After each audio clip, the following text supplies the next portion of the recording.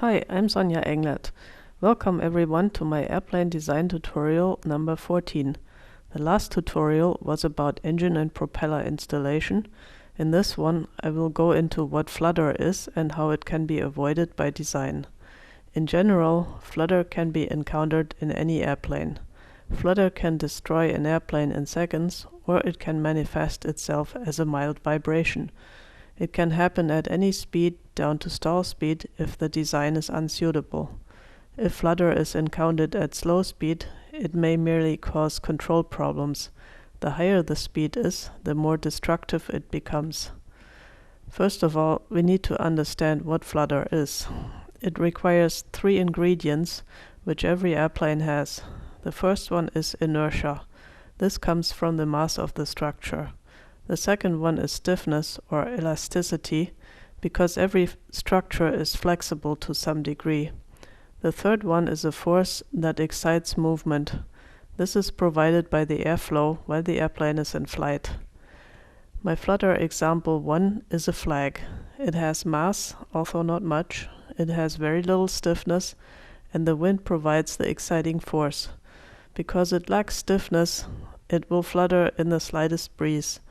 You will have noticed, though, that the higher the wind speed is, the faster will the flag move back and forth. My Flutter example 2 is a tree. It has a lot of mass, it has a lot of stiffness, and again the wind provides the exciting force. I have never seen a tree flutter, because such a tree would have broken off before it had a chance to produce seeds. Individual leaves can and do flutter. The key here is that the mass is relatively centered around each branch, its stiffness is high enough to prevent large amplitudes, and the shape of a branch produces lower exciting forces than an airfoil shape. Now let's look at a wing section with an aileron. The wing has an elastic axis around which it would twist if you applied a moment at the tip, but the wing structure gives it some rigidity, so it requires quite a bit of force. It has a mass with a center of gravity, which is at some distance from the elastic axis. The aileron has a hinge around which it can rotate freely, and a CG which is aft of the hinge. All the ingredients for Flutter are there. Let's start the airflow and just look at the aileron for now. If everything is nice and steady, nothing is happening. Then a gust moves the wingtip up a little. As a result, the inertia of the aileron deflects it down. This causes the lift to increase here, pushing the wing further up. How far up it goes depends on how flexible the wing is in bending.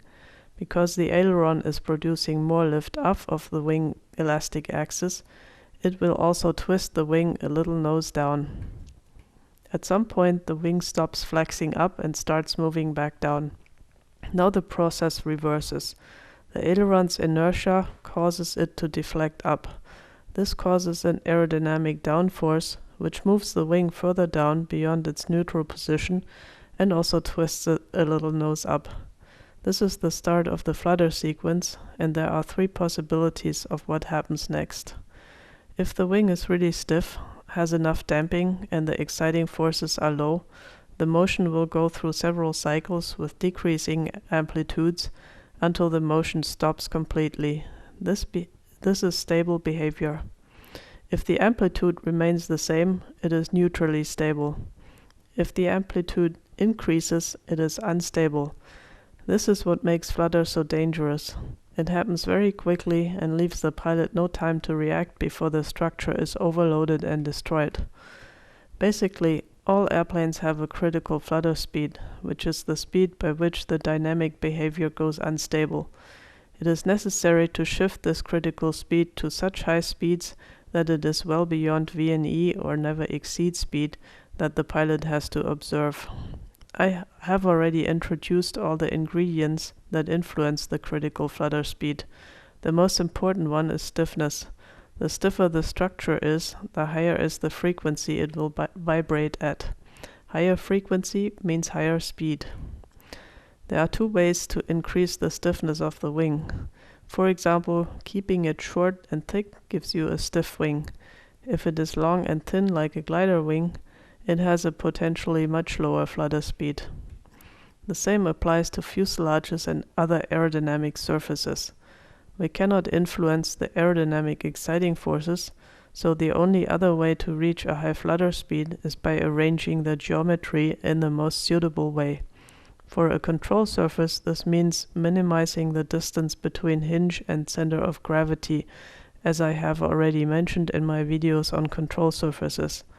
We add mass balance in the front of the hinge to move the CG towards it, or even make it coincident with the hinge.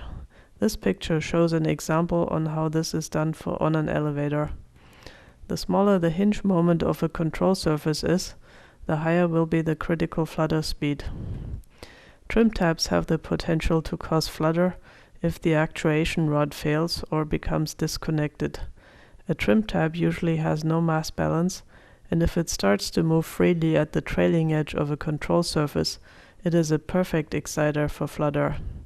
This has caused accidents in the past and has led to the requirement for certified airplanes to have either redundant actuation rods or a damper or friction device on the tab that prevents it from moving freely if the primary actuation fails. The other geometric consideration applies to the wing in front of the aileron. The elastic axis is usually close to the spar, which is the stiffest element of the wing. The larger the distance between the elastic axis and the CG is, the larger is the influence of inertia, which acts in the CG and causes additional twisting moments. These additional moments can be reduced by moving the CG towards the elastic axis, by avoiding extra mass in the back in this example. It is also beneficial to keep the elastic axis straight.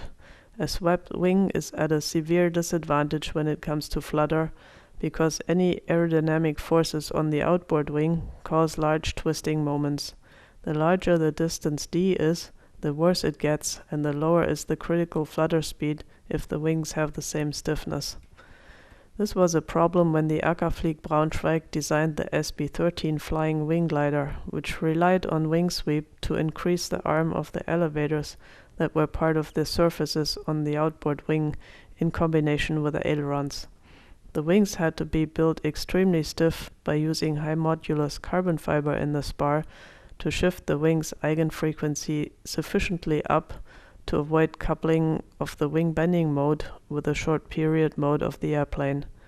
In addition, to avoid cross-coupling of eigenmodes, the wing spar sweep of the SB-13 was reduced by 3 degrees relative to that of the whole wing, so that the bending motion causes wing torsion, which reduces the outboard wing incidence when the wingtips are bent up and vice versa. This is an application of aeroelastic tailoring. All of this moved the critical flutter speed high enough to make the SB-13 a practical glider. Here are some rules of thumbs to use in the design of an airplane to reduce the chance of flutter. In general, the structure needs to be stiff. This may mean using more material than is needed for strength. The control system needs to be stiff. Keep the moments of inertia and mass of control surfaces and other airframe components low, especially towards the tips. Keep the center of gravity of control surfaces close to the hinge or at the hinge, but not in front of it. Control surface and trim tab free play must not exceed 2.5% of their chord aft of the hinge line at the trailing edge. Control surfaces which have an aerodynamic balance will have a higher critical flutter speed than those without it. An elevator which does not extend all the way to the tip has a higher critical flutter speed than a full span elevator. The hinge points for control surfaces should be centered vertically because this reduces the chance of flutter when the excitation is in X direction. Provide attach points for mass balance on control surfaces. This must not be in a node where it would be useless. Increase damping, which in the simplest way is done by adding friction. Although it is not desirable to have a lot of friction in a control system, it does help in that respect. Finally, determine the lowest critical flutter speed and limit the airplane speed to something well below it. How this last point is done and some of the other terms I have mentioned here will be explained in my second Flutter video.